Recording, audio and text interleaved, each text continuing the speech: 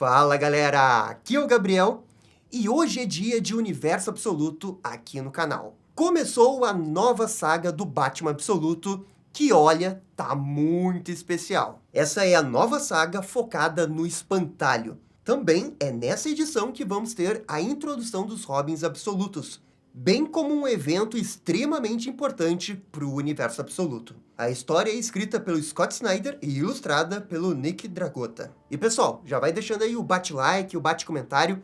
Isso daqui ajuda demais aqui o canal. E dito isso, bora para a abertura.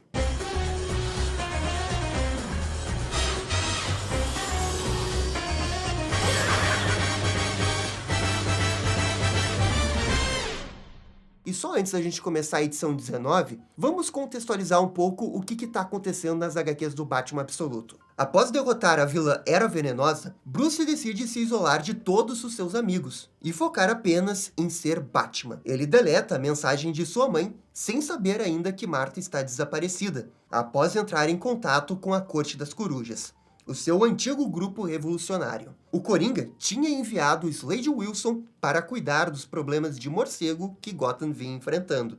Já os amigos do Bruce ainda o culpam pelos eventos da saga Bane, mas eles também percebem que, recentemente, Bruce anda muito sumido. E agora sim, vamos ver a edição 19.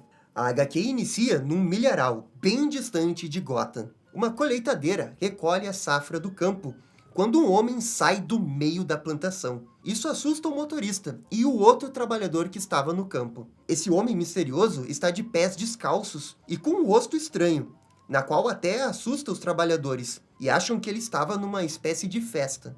Esse é o Espantalho do Universo Absoluto. E, estranhamente, o vilão conhece a história desses dois fazendeiros. Isso deixa o motorista nervoso, mas o Espantalho fica calmo e apenas joga uma estranha fumaça marrom em sua direção. Ele tosse e, de repente, começa a agir estranho. E então, ao olhar para o seu celular, ele vê uma foto do seu irmão com a sua esposa. Os corvos se aproximam, o que é um mau sinal. O medo toma conta desse motorista, que ataca o seu irmão. Ao mesmo tempo, um pequeno jatinho que passava pelo céu bate nos corvos de forma violenta. E ali no chão, o irmão, Verne, tenta pedir por piedade, mas o motorista está tão fora de si que entra na colheitadeira e atropela o pobre humano. Não sobra nada dele.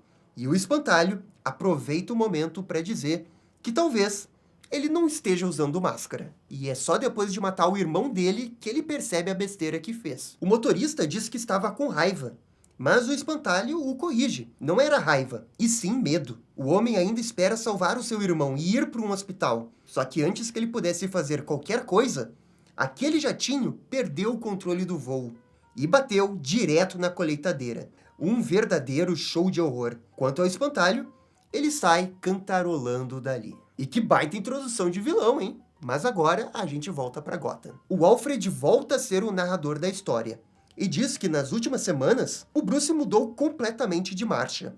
E com isso vemos uma versão menor do que parece ser um Batmóvel, rasgando um outdoor em meio a uma perseguição policial.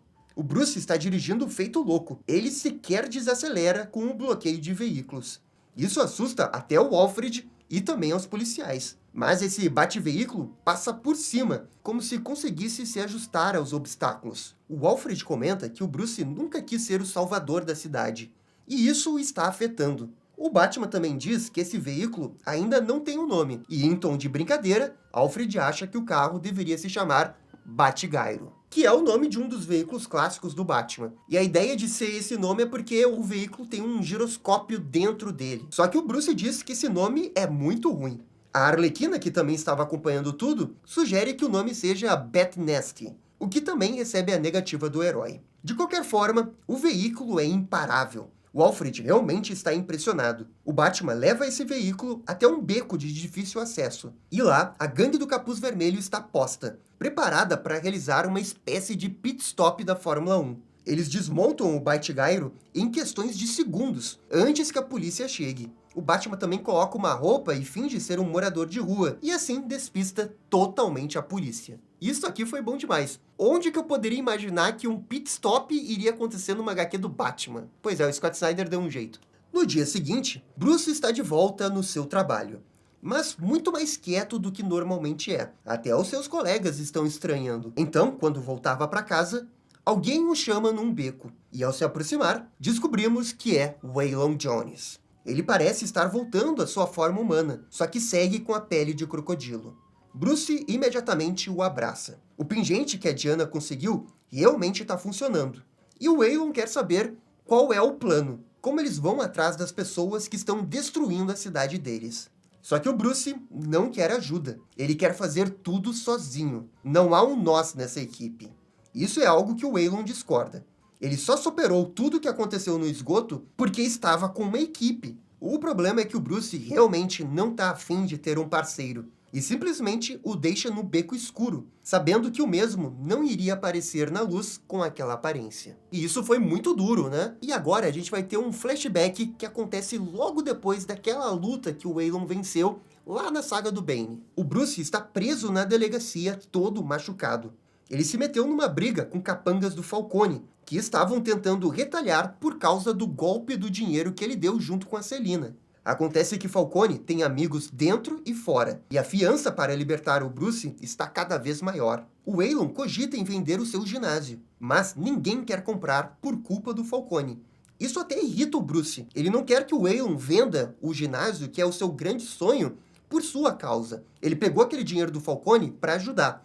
E todos do grupo se ajudam até ficar tudo bem. Eles estão juntos para sempre. E olha só como que isso contrasta com o momento atual do Bruce. Com certeza essa é uma saga que o Scott Snyder vai desenvolver para tentar trazer o Bruce de volta aos seus amigos no presente. E vai usar esse flashback como apoio. De volta ao presente, Batman comenta como o Jack Green IV está aparecendo toda hora no noticiário, sempre se vendendo como um grande filantropo. E o pior é que isso está funcionando. A cidade ama Jack Graham.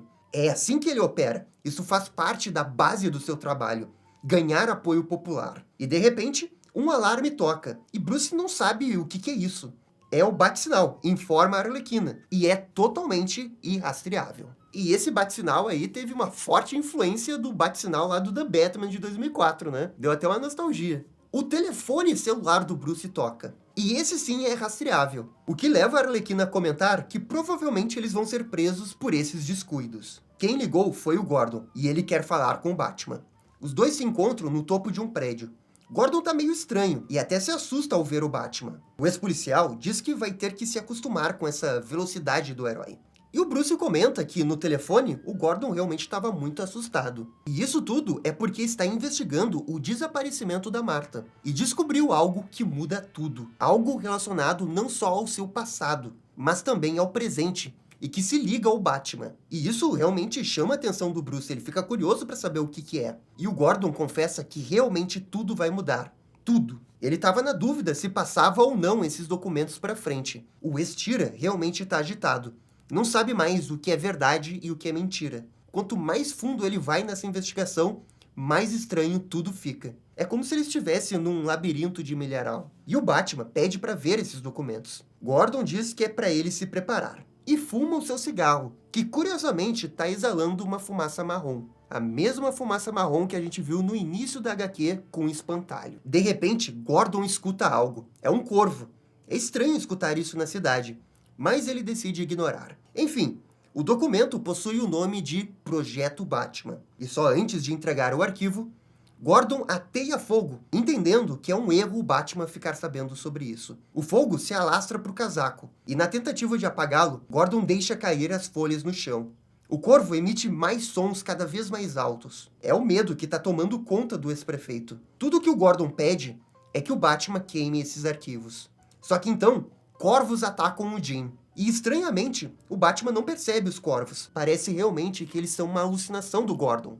O morcego se agacha para ver os documentos, e algo chama atenção. A palavra zoológico estava ali, o que deixa o Batman chocado. O que fica um pouco implícito aqui é que toda a origem do Batman, a morte do Thomas Wayne, tudo isso foi orquestrado por alguém, talvez até pelo Coringa. E isso realmente é uma bomba. O Batman grita com Gordon para saber o que diabos é isso. Jim sente muito por tudo que ele irá descobrir. E então, se joga do prédio. Batman tenta salvá-lo e com um gancho da capa consegue se prender ao casaco do Gordon. Ele o salvou. Pelo menos é isso que o Bruce acha. Ao olhar para baixo, o corpo do Gordon estava no chão. Ele pegou apenas o casaco. As pessoas olham para cima e veem o Batman. A culpa cai no morcego. Todos acham que ele é o responsável pela morte do homem que caiu. Bruce diz que não. Ele tentou salvá-lo, e num dos apartamentos ao lado, Espantalho observava tudo de forma assustadora. E com isso, voltamos para mais um flashback. Enfim, Bruce pode sair da prisão. Na saída, ele se encontra com o Gordon, que estava tentando conseguir o dinheiro para pagar a fiança junto com sua mãe. Só que alguém se adiantou. É então que Bruce vê um carro vermelho, que chama muito a atenção. Esse é o carro do Falcone. Gordon o aconselha a não se aproximar, mas o jovem o desobedece. Quem realmente pagou a fiança foi o Falcone, como uma espécie de chantagem.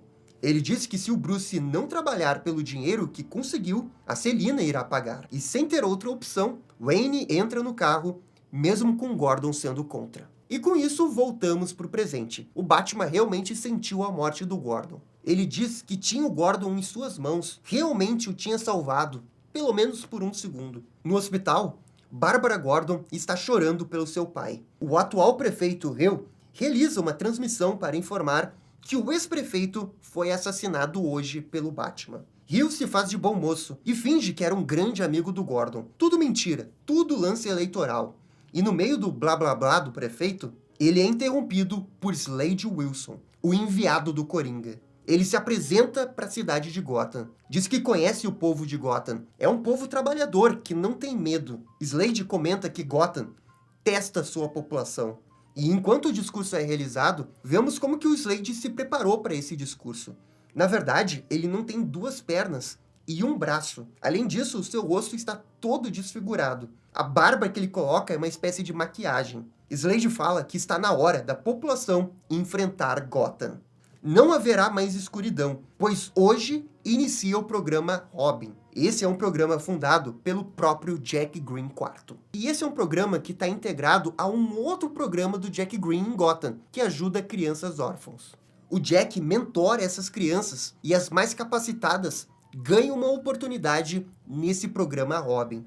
Tim Drake e Stephanie Brown são dois desses casos. Eles são treinados em situações extremas e em todo tipo de combate. Também vemos que Duke Thomas, Jason Todd, Dick Grayson fazem parte do programa. Hoje é o dia que esses jovens garotos podem dar algo de volta a Gotham, diz o Slade. Essa nova equipe será o Totem de Gotham. Slade é quem os treinou, e juntos eles irão acabar com esse reinado das trevas que a cidade vive. Depois, os Robins estão reunidos e confusos.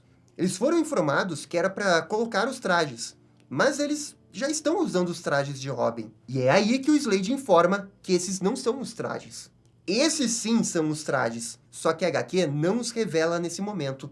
Apenas vemos as reações dos Robins, e eles estão bem chocados. E aqui termina a edição 19. A história em si não mostrou o visual desses Robins, mas a DC sim já divulgou como é que é o visual e eu vou falar deles agora. Nós temos o Dick Grayson, que é o líder e possui esse robô médico gigante.